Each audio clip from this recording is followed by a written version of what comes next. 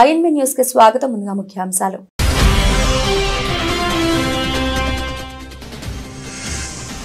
భారత్లో ట్రంప్ ప్రకంపనలు, ఎన్నికల్లో అమెరికా సాయంపై దుమారం.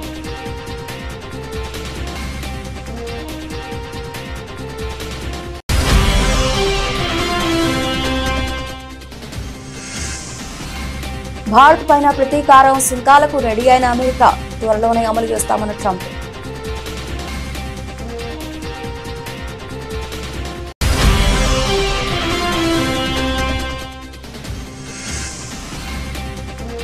₹10,000 కోట్ల ఇచ్చిన జాతీయ విద్యా విధానం అమలు చేయం, సంచలన వ్యాఖ్యలు చేసిన సీఎం స్టాలిన్.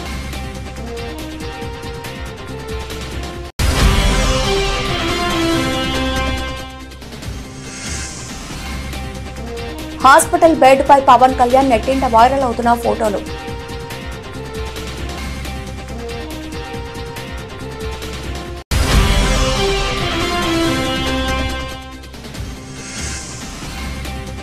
సన్నగిలిన ఆశలు, ఎస్ఎల్బీసీ టనల్లో కొనసాగుతున్న రెస్క్యూ ఆపరేషన్.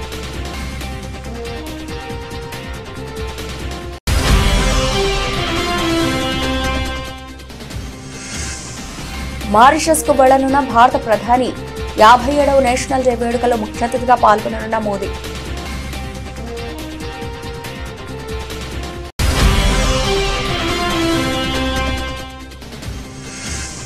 వారి ఉచ్చులో పడద్దు, కులగణనపై తప్పుడు ప్రచారాన్ని తిప్పికొట్టాలి, తీన్మార్ మల్లన్నపై సీఎం రేవంత్ కీలక వ్యాఖ్యలు.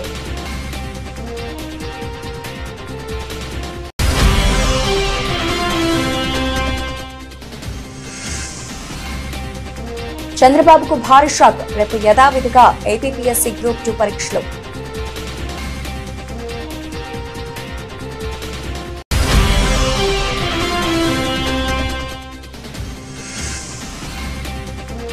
వైఎస్ జగన్ న్యూటన్, అసెంబ్లీ సమావేశాలకు హాజరయ్యే యోచనలో మాజీ సీఎం.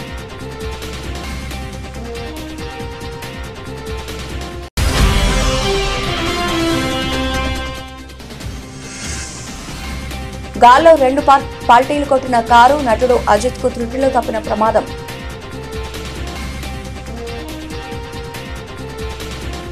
భారత్ కు $21 మిలియన్ సహాయంపై అమెరికన్ అధ్యక్షుడు డొనాల్డ్ ట్రంప్ చేసిన తీవ్ర ఆరోపణలు దేశంలో ప్రకంపనలు సృష్టిస్తున్నాయి. భారత్లో ఓటర్ల సంఖ్యను పెంచేందుకు $21 మిలియన్ సుమారు ₹182 కోట్ల సహాయాన్ని భారత్కు అందించడం ద్వారా 2024 సాధారణ లోక్సభ ఎన్నికల్లో అమెరికా జోక్యం చేసుకుందని వస్తున్న ఆరోపణలపై వివిధ కేంద్ర సంస్థలతో దర్యాప్తు చేయించాలని భారత ప్రభుత్వం నిర్ణయించింది. నీకది నాకిది తరహాలో ఏదో కిక్ బ్యాక్ పథకమని ట్రంప్ తీవ్ర ఆరోపణలు చేశారు. మస్కాబ్లోని డోస్ శాఖ చేసిన ఆరోపణలతో అన్ని వేళలు విపక్ష కాంగ్రెస్ వైపు తిరిగాయి. కేంద్రంలోని బీజేపీని గద్దెదించడానికి అప్పటి అధ్యక్షుడు జో బైడెన్ ద్వారా రాహుల్ గాంధీయే ఆ సహాయాన్ని అందుకున్నారంటూ బీజేపీ నేతలు దాడికి దిగారు. బీజేపీ హయాంలోనే ఇది జరిగిందని ఆరోపణలు రావడంతో దర్యాప్తుకు కేంద్రం ఆదేశించింది. ఈ అంశంపై దర్యాప్తు ఎలా, ఎక్కడి నుంచి ప్రారంభించాలి అనే అంశాలను ఎన్ఫోర్స్మెంట్ డైరెక్టర్ ఈడీ పరిశీలిస్తోంది. మనీ లాండరింగ్ కింద కేసు నమోదు చేద్దామంటే దీనికి సంబంధించి దేశంలో ఇంతవరకు ఎలాంటి ఎఫ్ఐఆర్ నమోదు కాలేదు. అందుకే సిబిఐ, పోలీస్ శాఖల సహాయం తీసుకోవాలని ఈడీ యోచిస్తోంది. ఈ నిధుల అంశంపై భారత్లో రాజకీయ దుమారం చెలరేగింది. అమెరికా ఆరోపణలపై ఇప్పటికే భారత విదేశాంగ శాఖ ఆందోళన వ్యక్తం చేసింది. అమెరికా చర్య భారత ఎన్నికల్లో జోక్యం చేసుకోవడమేనని ఆరోపించింది. దీనిపై దర్యాప్తు చేయాలని నిర్ణయించింది. ఇది రాజకీయ విమర్శలకు కూడా తావిచ్చింది. ఈ అంశం వెల్లడి వెనుక కాంగ్రెస్ అగ్రనేత రాహుల్ గాంధీ హస్తం ఉందని బీజేపీ ఆరోపించింది.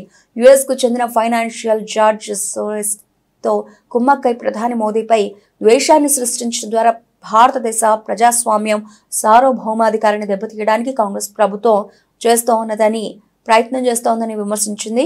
అయితే భారత్లో డీప్ స్టేట్ ఆస్తులను నిలబెట్టుకోవడానికి ఈ నిధులను వినియోగించారని బీజేపీ ఆరోపించింది. ఈ వ్యవహారాన్ని తేల్చేందుకు సమగ్ర దర్యాప్తు అవసరమని బీజేపీ నేత ప్రదీప్ భండారి పేర్కొన్నారు. $18 million for helping India with its elections. Why the hell?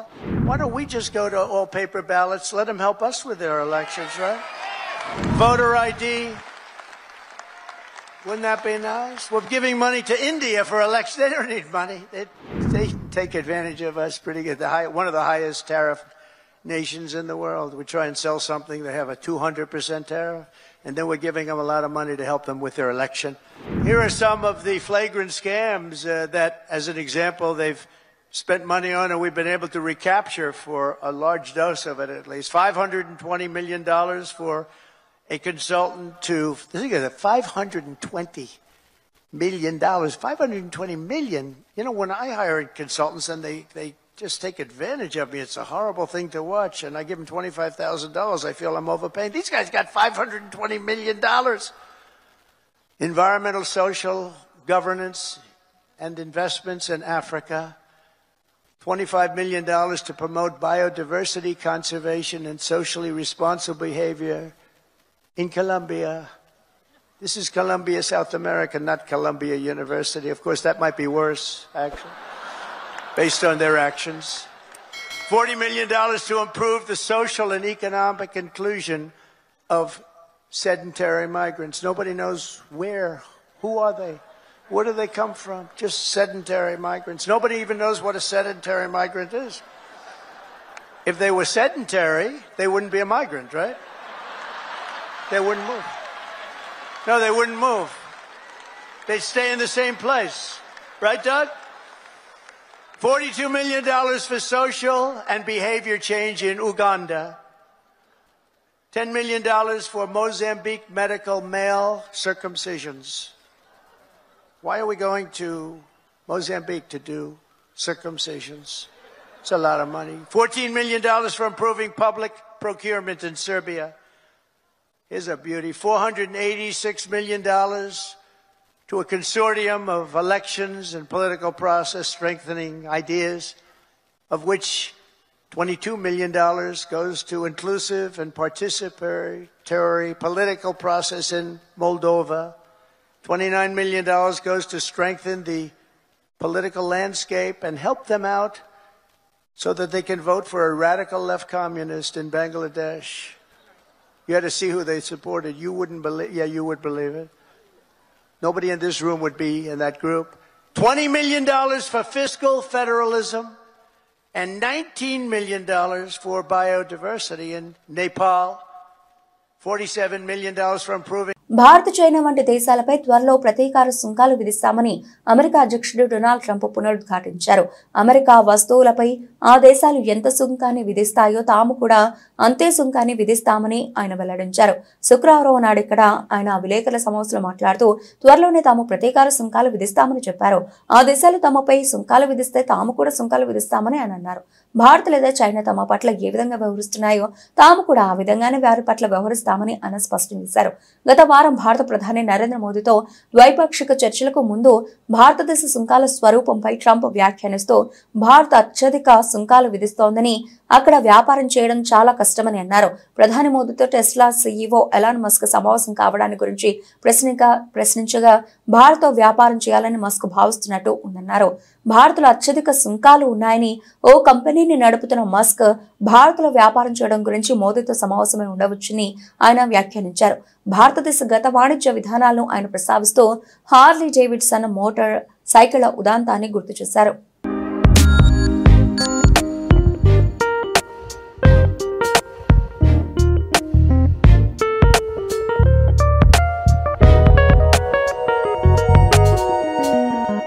Tamil Nadu CM MK Stalin సంచలన వ్యాఖ్యలు చేశారు. జాతీయ విద్యా విధానాన్ని ఎన్ఈపీ తమ రాష్ట్రంలో అమలు చేసే ప్రసక్తే లేదని మరోసారి స్పష్టం చేశారు. కేంద్ర ప్రభుత్వం తమిళనాడుకు 10,000 కోట్ల రూపాయలు మంజూరు చేసినా అంగీకరించలేదని తేల్చి చెప్పారు. ఎన్ఈపీ వల్ల హిందీ భాషను బలవంతంగా రుద్దే ప్రయత్నమే కాక విద్యార్థుల భవిష్యత్తు, సామాజిక న్యాయ వ్యవస్థలపై ప్రభావం చూపించే అంశాలు ఉన్నాయని అన్నారు. అందుకే తాము ఎన్ఈపీని వ్యతిరేకిస్తున్నట్లు పేర్కొన్నారు. భారతీయ భాషల మధ్య అగ్గిరాజేయొద్దని ప్రధాని మోదీ హితబోధ చేసిన సందర్భంగా కడలూరులో జరిగిన ఒక కార్యక్రమంలో సీఎం స్టాలిన్ చేసిన వ్యాఖ్యలు చర్చనీయాంశమవుతున్నాయి. మేము ఏ భాషను వ్యతిరేకించడం లేదు, హిందీ కోణంలో మాత్రమే కాదు, ఎన్ఈపీని వ్యతిరేకించేందుకు ఇంకా అనేక కారణాలున్నాయి. నీట్ లాగే ఆర్ట్స్, సైన్స్ కళాశాలలో ప్రవేశాల కోసం పరీక్షలు రాయాల్సి ఉంటుంది. ఇది విద్యార్థులను చదువుల నుంచి దూరం చేస్తుంది. ఎస్సీ, ఎస్టీ, బీసీ విద్యార్థులకు ఇప్పుడు వస్తున్న ఆర్థిక సహాయాన్ని కూడా అడ్డుకుంటుంది. ఎన్ఈపీని అమలు చేస్తే రాష్ట్రానికి 2,000 కోట్ల రూపాయలు వస్తాయని కేంద్ర ప్రభుత్వం చెబుతోంది. తమకు 10,000 కోట్ల రూపాయలు ఇచ్చినా దీన్ని నేను అంగీకరించను. తమిళనాడులోనూ 2,000 ఏళ్లు వెనక్కి నెట్టే పనిని నేను చేయనని స్టాలిన్ అన్నారు. நாம் தாய்மொழி நாளை நினைவுபடுத்தி அதை இன்றைக்கு வெளிப்படுத்த வேண்டிய அவசியத்திற்கு நாம் வந்திருக்கிறோம்.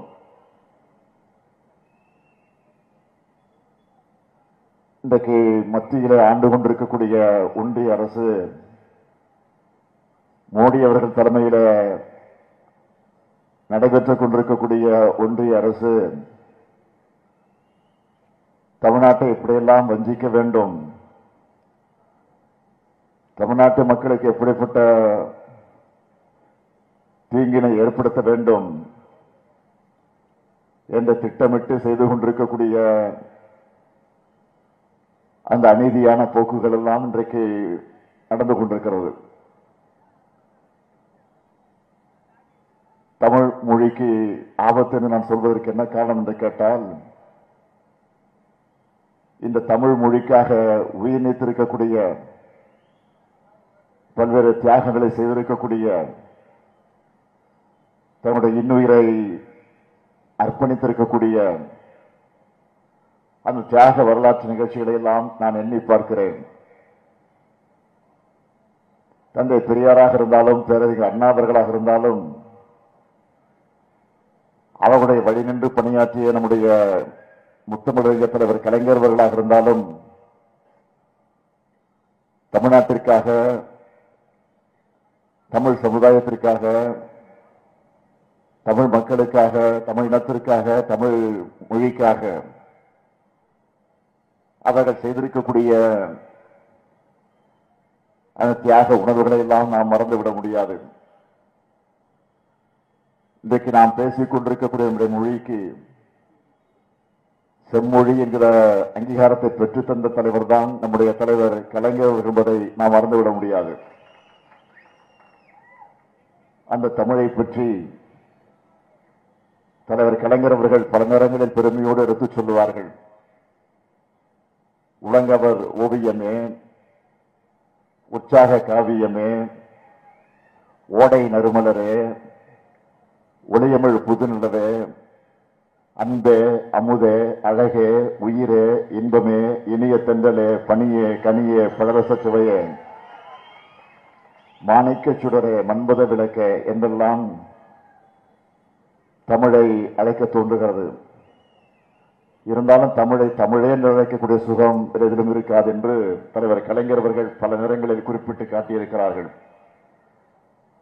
அப்படிப்பட்ட தமிழுக்கு செம்மொழி என்ற அந்தஸ்தை, அந்த அங்கீகாரத்தை பெற்றுத்தந்த தலைவர் கலைஞர் அவர்கள்.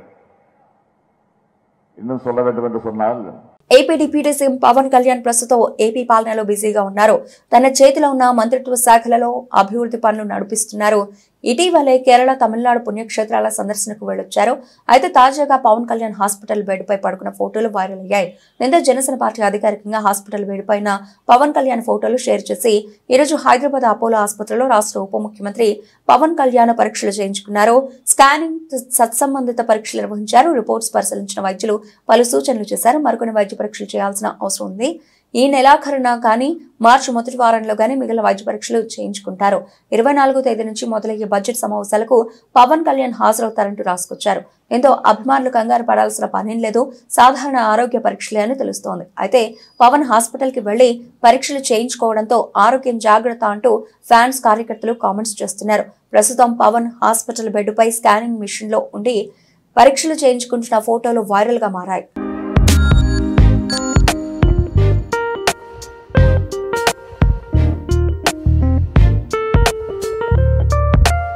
నాగర్ కర్నూలు జిల్లా దోమలపెంట వద్ద ఎస్ఎల్బీసీ టన్నెల్ ప్రమాదంలో చిక్కుకున్న 8 మందిని సురక్షితంగా రక్షించేందుకు అధికార యంత్రాంగం తీవ్ర ప్రయత్నాలు ప్రారంభించి అర్ధరాత్రి నుంచి సహాయక చర్యలు నిర్విరామంగా కొనసాగుతున్నాయి. ఉదయం 9 గంటలకు ఎన్డీఆర్ఎఫ్ బృందాలు ప్రమాదం జరిగిన ప్రాంతానికి చేరుకున్నాయి. అక్కడ పరిస్థితిని బయట ఉన్న అధికార యంత్రాంగానికి చేరవేశారు. దీంతో అధికారులు సహాయక చర్యలపై ఎప్పటికప్పుడు నిపుణులతో చర్చించి అక్కడి మట్టి దిబ్బలను తొలగించే ప్రయత్నం చేస్తున్నారు. అవసరమైన మెటీరియల్ లోపలికి తరలిస్తూ బయటకు తీసుకువస్తున్నారు. తాజాగా అక్కడ జరుగుతున్న రెస్క్యూ ఆపరేషన్ కు సంబంధించిన దృశ్యాలు నమస్తే తెలంగాణకు చిక్కాయి. కాగా సహాయక చర్యలు 130 మంది ఎన్డీఆర్ఎఫ్, 24 మంది హైడ్రా సిబ్బంది, 24 మందితో కూడిన సైన్యం బృందం, 24 మందితో కూడిన సింగరేణి కాలరీస్ రెస్క్యూ టీం, 120 మంది ఎన్డీఆర్ఎఫ్ సిబ్బంది పాల్గొంటున్నారు. అయితే ఘటనా స్థలంలో కూలిన మట్టి నీటితో సహాయక చర్యలకు ఆటంకం ఏర్పడింది. సొరంగ మార్గంలో 14 కిలోమీటర్ల వద్ద పైకప్పు కూలగా సహాయక బృందాలు 13.5 కిలోమీటర్ల వరకు వెళ్లాయి. మరో 1/2 కిలోమీటర్ వెళ్లేందుకు మట్టి నీటితో అడ్డుపడుతున్నాయి. వాటిని దాటుకుని ఘటనా స్థలానికి వెళ్లేందుకు ప్రయత్నిస్తున్నారు. కాగా నీటి ఉధృతికి టన్నెల్ బోరింగ్ మిషన్ 80 మీటర్లు వెనక్కి వచ్చింది. దీంతో పైకప్పు కూలిన ప్రాంతానికి 200 మీటర్ల గ్యాప్ ఏర్పడింది. అందులో 8 మంది చిక్కుకున్నారని భావిస్తున్నారు. వారి పేర్లు పిలిచినప్పటికీ అటువైపు నుంచి ఎలాంటి స్పందన రావడం లేదు. ఆక్సిజన్ కూడా లేకపోవడంతో వారు సజీవంగా ఉన్నారా అనే అనుమానాలు వ్యక్తమవుతున్నాయి. సహాయక చర్యలను మంత్రులు ఉత్తమ్ కుమార్ రెడ్డి, జూపల్లి కృష్ణారావు, స్థానిక ఎమ్మెల్యే చిక్కుడు వంశీకృష్ణ ఉన్నతాధికారులు పర్యవేక్షిస్తున్నారు.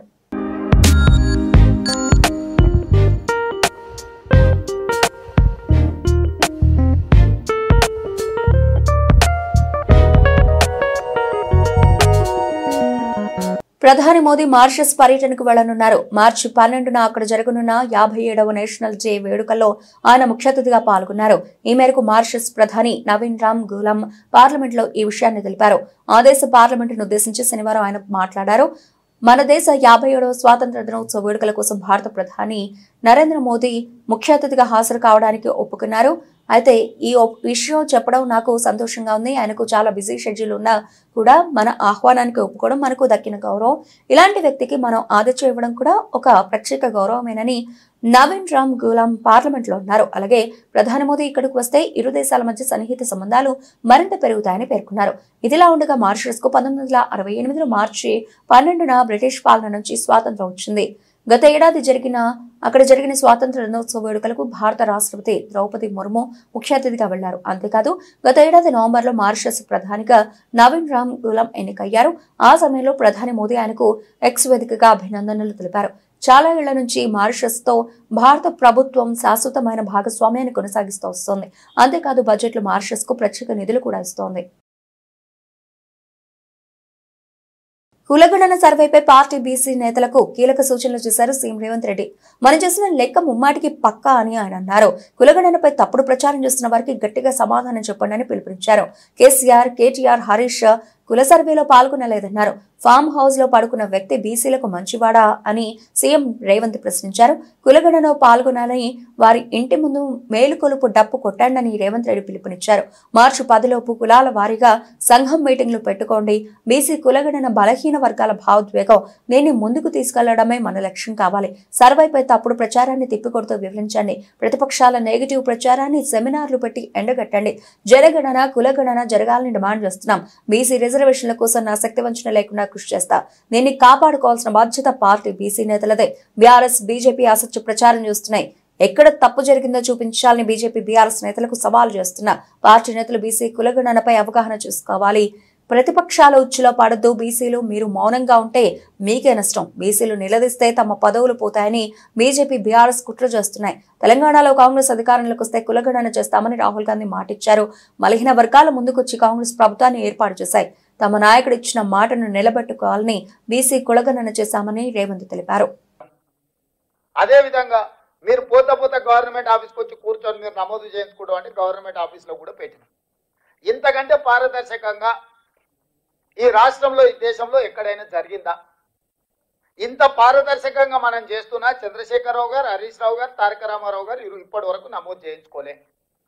ఎందుకు వీళ్ళు నమోదు చేయించుకుంటలేరు? ఏంది కారణం? వాళ్ళందరూ నమోదు చేయించుకుంటే మీ లెక్క తెలుస్తుంది, వాళ్ళ లెక్క తెలుస్తుంది. 50% పైన ఉన్న మీ లెక్క తెలుస్తుంది, 6% ఉన్న వాళ్ళ లెక్క తెలిస్తే రేపు పొద్దుగాల మీరు అడుగుతారు కదా. పోయిన మంత్రివర్గంలో ఎవరెవరు ఉన్నారు? చంద్రశేఖరరావు, హరీష్ రావు, తారక రామారావు, దయాకర్ రావు, వినోద్ రావు, ఎంతమంది మంత్రులు ఉన్నారు? మీరు అడుగుతారు కదా. 6% ఉంటే మీరు కన్య తీసుకుంటే మరి 50% పైన ఉన్న మరి మా సంగతి ఏం సార్ అని మీరు లెక్కలు అడుగుతారని. ఎట్టి పరిస్థితుల్లో ఈ లెక్క అనేది ముద్ర కాకూడదు. ఈ లెక్క అనేది జరగకూడదు అంటే ఈ లెక్కనే తప్పుడు లెక్క అని చెప్పి మన మీద బురద చల్లితే ఇక వీళ్ళు వెనక్కి పోతారు, భయపడతారు. మనోళ్ళు కూడా ఏ లెక్క లేని దగ్గర ఏదో ఒక లెక్క పెట్టుకొని మాది అంతుండే ఇప్పుడు ఇంత తగ్గిందని. అయ్యా నేను ఈరోజు చెప్తున్నా, మన మిత్రులు వినయ్ కుమార్ గారు ఒక మాట చెప్పారు.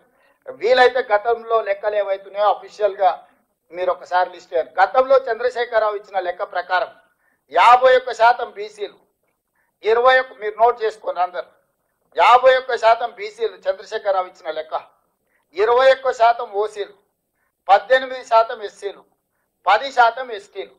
51, 21, 72, 18 ఎస్సీలు 90, 10 ఎస్టీలు 100%. 4 కేటగిరీల కింద చంద్రశేఖరరావు గారు ఇచ్చిన లెక్క. చంద్రశేఖరరావు గారు ఇచ్చిన లెక్క ప్రకారం వాళ్ళు హిందూ ప్రాక్టీసింగ్ బీసీలా, ముస్లిం ప్రాక్టీసింగ్ బీసీలా ఎవరనేది పక్కన పెడితే ఆయన ఇచ్చిన మొత్తం లెక్క 51%. ఇవాళ మనం ఇచ్చిన లెక్క నేను చెప్పదలుచుకున్నా. ఏది? 3,54,77,554 మందిలా ఎస్సీలు 17.43%, ఎస్టీలు 10.45%, బీసీ హిందూ ప్రాక్టీసింగ్ వాళ్ళు అంటే 46.25%, అదేవిధంగా బీసీ ముస్లిం ప్రాక్టీసింగ్ వాళ్ళు 10.08%. ఈ రెండు కలిపితే మనకు 56.33%. నేను ఇప్పుడు మా మిత్రులను అడుగుతున్నా, 51% ఎక్కువనా 56.33% ఎక్కువనా? మిత్రులారు మీరు చెప్పండి. బీసీల లెక్క తగ్గిందా పెరిగిందా? మరి 5-6% దాదాపుగా పెరిగితే ఈరోజు ఎవడో వస్తాడు బీసీల లెక్కలు తగ్గించాడు రేవంత్ రెడ్డి, బీసీల లెక్కలు తగ్గించిండు అంటాడు. చంద్రశేఖరరావు 21% ఓసీలు ఇచ్చాడు. నేను ఇచ్చిన లెక్కల్లో 15.79 ఓసీల లెక్క. ఓసీలు చంద్రశేఖరరావు 21% ఇస్తే రేవంత్ రెడ్డి 15.79% ఇచ్చాడు. ఓసీల లెక్క తగ్గిందా పెరిగిందా? మరి ఓసీల లెక్క తగ్గింది, సేమ్ అది బీసీలలో పెరిగింది. ఆంధ్రప్రదేశ్లో గ్రూప్ 2 మెయిన్స్ పరీక్షలు తీవ్ర గందరగోళానికి దారితీసింది. నిరుద్యోగులు వాయిదా కోసం పట్టుబట్టగా ప్రభుత్వం తీవ్ర చర్చలు జరిపింది. న్యాయ సలహా తీసుకుని వాయిదా వేయాలని ప్రభుత్వం ఆదేశించగా ముఖ్యమంత్రి చంద్రబాబు ఆదేశాలను ఏపీపీఎస్సీ బేఖాతరు చేసింది. యథావిధిగా గ్రూప్ 2 మెయిన్స్ పరీక్షలు నిర్వహిస్తామని ఏపీపీఎస్సీ ప్రకటించడం సంచలనం రేపింది. స్వయంగా సీఎం ఆదేశించినా కూడా కమిషన్ వాయిదా వేయకపోవడంతో ఏపీలో తీవ్ర చర్చనీయాంశంగా మారింది. గ్రూప్ 2 మెయిన్ పరీక్షలపై అభ్యర్థుల విన్నపాన్ని పరిగణలోకి తీసుకుని కొన్ని రోజుల పరీక్షలు వాయిదా వేయాలని ఏపీపీఎస్సీ కార్యదర్శికి ఏపీ ప్రభుత్వం లేఖ రాసింది. అయితే ఆ లేఖపై ఏపీపీఎస్సీ ఇంతవరకు స్పందించలేదు. పరీక్ష వాయిదా పడిందని విస్తృతంగా ప్రచారం జరగడంతో ఏపీపీఎస్సీ సంచలన ప్రకటన చేసింది. 23వ తేదీన జరిగే గ్రూప్ 2 మెయిన్స్ పరీక్ష యథాతథంగా జరుగుతుందని ప్రకటించింది. పరీక్షలు వాయిదా అని జరుగుతున్న ప్రచారాన్ని ఖండించింది. సోషల్ మీడియాలో జరిగే తప్పుడు ప్రచారాన్ని నమ్మొద్దని ఈ సందర్భంగా అభ్యర్థులకు ఏపీపీఎస్సీ సూచించింది. ఆదివారం ఉదయం 10 గంటల నుంచి 12:30 వరకు పేపర్ 1 పరీక్ష, అలాగే మధ్యాహ్నం 3 గంటల నుంచి 5:30 వరకు పేపర్ 2 పరీక్ష ఉంటుందని ప్రకటనలో పేర్కొంది. అభ్యర్థులు 15 నిమిషాల ముందు పరీక్ష కేంద్రానికి రావాలని సూచించింది. తప్పుడు ప్రచారం చేసే వారిపై క్రిమినల్ చర్యలు తీసుకుంటామని హెచ్చరించింది.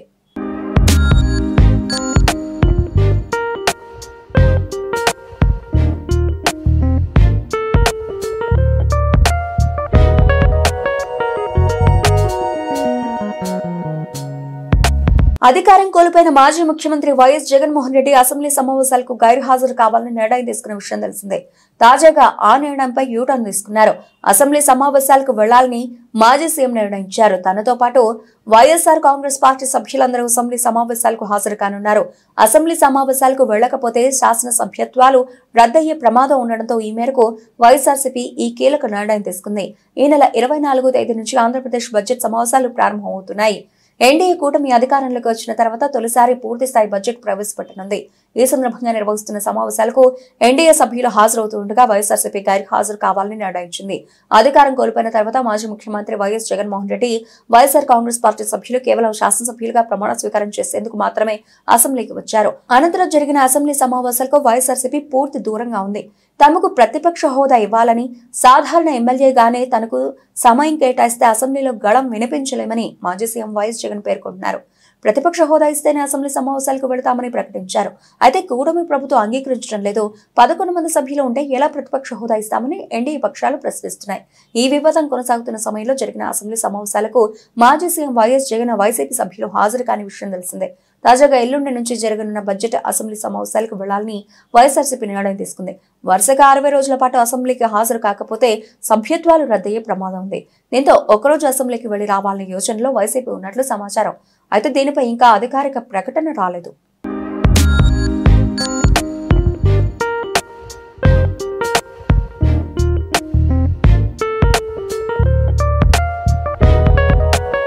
అజిత్ కుమార్ ఇటీవల స్పెయిన్లోని వాలెన్సియాలో జరిగిన ఫోర్షెస్ ప్రిన్స్ ఛాలెంజ్ రేస్ లో పాల్గొన్నారు. ఈ రేసు సమయంలో ఆయన నడిపిన కారు ముందు వెళుతున్న మరో కారును ఢీకొట్టడంతో గాల్లో 2 పల్టీలు కొట్టింది. అయితే అదృష్టవశాత్తు అజిత్ ఈ ప్రమాదం నుంచి సురక్షితంగా బయటపడ్డారు. ఆయనకు తీవ్రమైన గాయాలేమీ కాలేదు. ప్రమాదం జరిగిన వెంటనే ఆయన కారు నుంచి క్షేమంగా దిగినట్లు వీడియోలో కనిపించింది. దీంతో అజిత్ అభిమానులు ఊపిరి పీల్చుకున్నారు. కాగా ఇందుకు సంబంధించిన వీడియోలు వైరల్ గా మారాయి. రేసింగ్ అంటే అజిత్ కు మహా ఇష్టమైన విషయం తెలిసిందే. ఈ నేపథ్యంలోనే ఆయన అజిత్ కార్ రేసింగ్ అనే ఒక టీమ్ ను కూడా ఏర్పాటు చేసుకున్నారు. ఈ ఏడాది జనవరిలో జరిగిన దుబాయ్ కార్ రేసింగ్ ఈవెంట్ లో అజిత్ టీమ్ 3వ స్థానం కైవసం చేసుకున్న విషయం తెలిసిందే. ఈ రేస్ కి ముందు కూడా అజిత్ కారు ప్రమాదానికి గురైంది.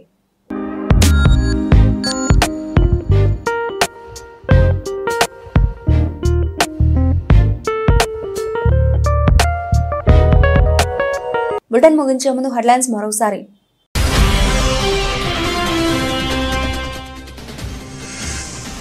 భారత్లో ట్రంప్ ప్రకంపనలు, ఎన్నికల్లో అమెరికా సాయంపై దుమారం.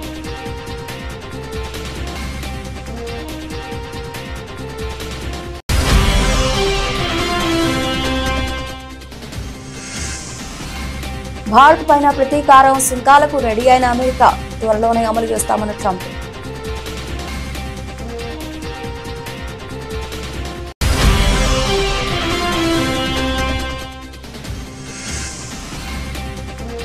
₹10,000 కోట్ల ఇచ్చిన జాతీయ విద్యా విధానం అమలు చేయం, సంచలన వ్యాఖ్యలు చేసిన సీఎం స్టాలిన్.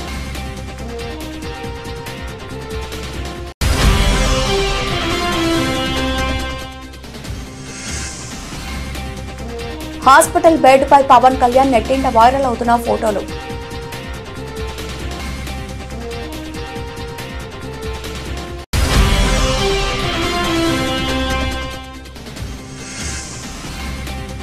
సన్నగిలిన ఆశలు, ఎస్ఎల్బీసీ టనల్లో కొనసాగుతున్న రెస్క్యూ ఆపరేషన్.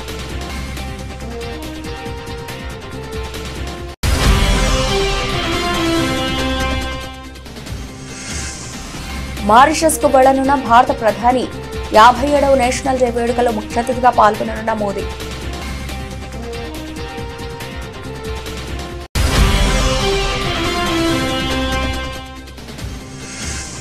వారి ఉచ్చులో పడద్దు, కులగణనపై తప్పుడు ప్రచారాన్ని తిప్పికొట్టాలి, తీన్మార్ మల్లన్నపై సీఎం రేవంత్ కీలక వ్యాఖ్యలు.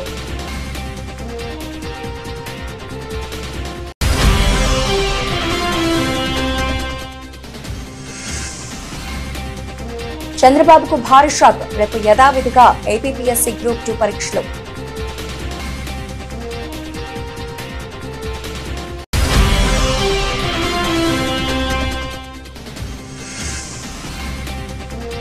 వైఎస్ జగన్ యూటర్న్, అసెంబ్లీ సమావేశాలకు హాజరయ్యే యోచనలో మాజీ సీఎం.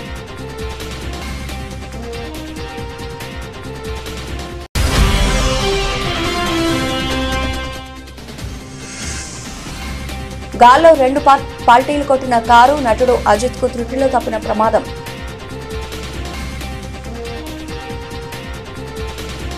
ఇవి ఇప్పటివరకు నా వచ్చిన అప్డేట్స్. మరిన్ని అప్డేట్స్ తో మళ్ళీ కలుద్దాం. అంతవరకు సెలవు, నమస్తే.